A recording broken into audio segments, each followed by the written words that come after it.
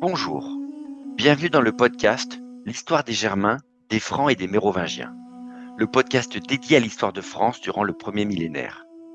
Je m'appelle Xavier Je m'appelle Romain. Et je m'appelle JC. et ce podcast est notre création pour les passionnés d'histoire. Un podcast sérieux mais pas trop. pour tous ceux qui veulent en savoir plus sur l'histoire de France au premier millénaire. Cet épisode est notre épisode bonus de conclusion de la saison. Et pour terminer en beauté ce 3e siècle, revenons sur les événements les plus marquants pour vous de cette saison. Merci de cette question, Xavier. Pour moi, le premier événement marquant est ce que j'appellerais de façon tout à fait personnelle la rupture des Sévères, avec notre pauvre Alexandre Sévère qui se fait débarquer de façon radicale par ses troupes, ce qui va initier la période de renouvellement, on va dire, extrêmement fréquent des empereurs. Cet événement correspond aussi d'ailleurs à l'apparition d'un de mes personnages favoris de ce IIIe siècle, le fameux Maximin le Thrace. Une sorte de connard le barbare, période historique, ayant une enfance de berger, potentiellement un pergo, et qui était capable de boire des quantités astronomiques d'alcool, de tuer des ennemis à main nue, et de battre des chevaux au galop en course de vitesse. Bref, un vrai personnage. Ok, je te reconnais bien là, Romain. Tu as toujours été fan de l'histoire bataille et des personnages les plus truculents. Mais redevenons sérieux, car effectivement, il y a une succession rapide d'empereurs issus des rangs de l'armée qui ont été portés au pouvoir par celle-ci, après l'assassinat d'Alexandre, comme tu l'as si bien dit. Mais tout d'abord, l'histoire romaine est parsemée d'usurpateurs. Par exemple, au 1er siècle, sous le règne de Néron, on peut citer le gouverneur de la Lyonnaise, Vindex, qui a tenté de prendre le pouvoir. De plus, de nombreux usurpateurs deviennent au final des empereurs légitimes.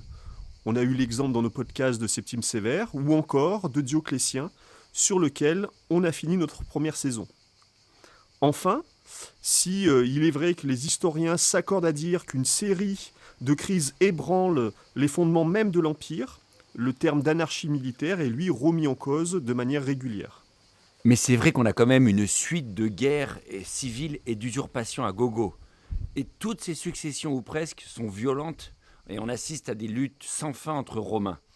Et donc, on peut quand même faire l'hypothèse qu'on a un énorme montant de ressources et d'hommes gaspillés durant ces 50 ans de troubles. Alors, effectivement, ce n'est pas toutes les régions qui sont concernées. Et puis, il y a d'autres crises, on en a parlé. Des crises monétaires, une crise religieuse, une crise sanitaire aussi notamment. On parle même aussi d'une crise climatique qui va avoir des impacts notamment sur les famines et les désordres en général dans les provinces. Mais la crise politique de cette période n'aide pas vraiment à la stabilité générale du système. En attendant, quel autre fait marquant pouvez-vous citer ? De mon côté, le fait marquant serait la capacité d'adaptation de l'Empire romain. Et notamment, c'est ce qu'on a vu via la diarchie ou la tétrarchie. Cela dénote de la vitalité politique de Rome pour gérer un empire vaste et qui est en constante évolution. Sur ce point, je suis tout à fait en accord avec toi, JC. Je trouve que l'Empire romain a su faire preuve d'originalité dans sa volonté d'adaptation, avec un exemple somme toute exceptionnel dans l'histoire d'un empereur qui, au fait de sa puissance, va volontairement céder une partie de son pouvoir à un binôme de façon à mieux gérer l'Empire. Et quand je dis céder, c'est volontairement céder, pas sous la contrainte, pour mieux s'adapter. Ce qui d'ailleurs préfigurera la scission de l'Empire. Alors, c'est pas tout à fait inédit non plus quand même. L'empereur n'a jamais vraiment contrôlé la totalité de son empire. Il y avait toujours des gouverneurs ou des légats pour l'aider dans sa tâche. Et dès le IIIe siècle d'ailleurs, on voit des empereurs associer leurs fils ou leurs successeurs désignés pour les aider à contrôler l'ensemble du territoire. Mais c'est sûr que Dioclétien va institutionnaliser le système et ce commandement de l'Empire à plusieurs, ce qui est effectivement le fait notable de la fin de cette période. Alors pour terminer, quel autre événement marquant tu veux nous citer, Romain ? Il y en a un qui me semble évident. Il s'agit de l'installation des Francs au sein de l'Empire. Contrairement à ce que des personnes peut-être moins initiées pourraient penser, les Francs ne sont pas arrivés du jour au lendemain, traversant Rhin et Danube, pour submerger l'Empire. Au contraire, on a assisté à leur installation progressive dans l'Empire, plus ou moins chaotique, au gré des victoires et des défaites des différents usurpateurs.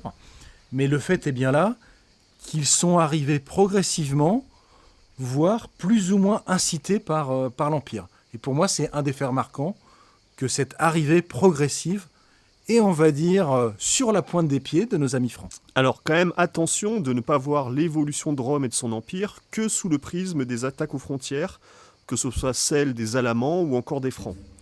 Au final, l'Empire romain a toujours eu dans son existence des guerres à mener pour agrandir ou garantir l'intégrité de ses frontières. Au final, on pourrait dire que l'instabilité aux frontières est la norme. Et les empereurs font le choix de défendre au IIIe siècle essentiellement celle du limès danubien, car c'est la clé de l'Italie et de Rome, quitte à laisser du coup les autres frontières un peu de côté.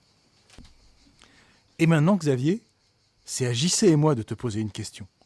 Parce que nos auditeurs l'auront certainement remarqué, le titre de notre podcast est un peu mensonger. Nos amis francs ont été beaucoup moins présents que ce qu'on aurait pu penser. Et la question que nous te posons est donc la suivante. Xavier, quand va-t-on vraiment parler des Francs ? Alors c'est vrai, il a fallu un certain temps dans ce podcast avant qu'on aborde la question de nos héros les Francs. Nous voulions prendre le temps de donner le contexte pour bien comprendre qui ils étaient. Nous remercions chaleureusement tous nos auditeurs pour leur patience, leur écoute et leurs questions, et nous vous invitons pour la 2e saison. Cette fois, c'est promis, les Francs vont être présents au cœur de l'Empire et de notre histoire. Merci d'avoir écouté cet épisode de L'histoire des Germains, des Francs et des Mérovingiens, le podcast dédié à l'histoire de France au premier millénaire. N'hésitez pas à nous poser vos questions sur notre site www.meropodcast.fr et à bientôt pour la saison 2.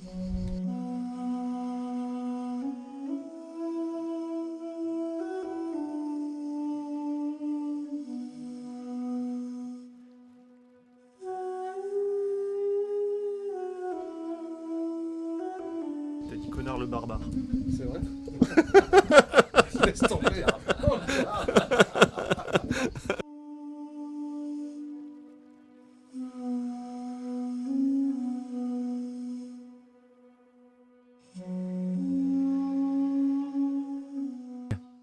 J'aimerais que nous revenions sur les événements. Sur les Allemands ?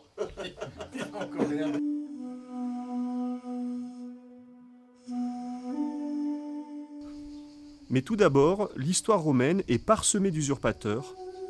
J'arrive jamais à le dire ce mot.